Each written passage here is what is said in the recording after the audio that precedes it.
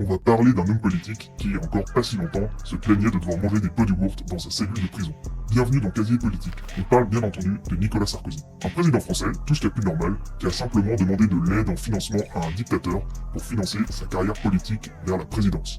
Tout cela remonte à la campagne présidentielle 2007. Selon la justice française, ses proches ont négocié un financement occulte avec le régime de Mouammar Kadhafi. Le montant évoqué dans les documents saisis, environ 50 millions d'euros. Quelques mois après son élection, Sarkozy invite officiellement Kadhafi à l'Élysée. Le dictateur plante sa tente bédouine dans les jardins de l'Élysée. Plus tard, la France signe des contrats d'armement avec la Libye. Des Airbus, des négociations pour des avions de chasse Rafale, et un accord de coopération nucléaire. Pourtant, l'alliance tourne au vinaigre. De manière ironique, quelques années plus tard, la France se retrouve à bombarder le régime avec ses avions de chasse. En 2012, un des fils Kadhafi déclare publiquement « Nous avons financé la campagne de Sarkozy, rendez-nous notre argent ». À ce sujet, l'enquête a duré 12 ans.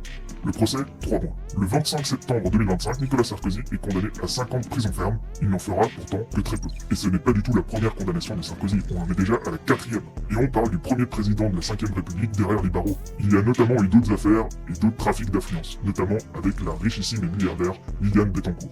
Si tu penses que le cas Sarkozy est une exception, suis bien cette série car on va voir que cela concerne nombre et nombre de femmes et d'hommes politiques en France.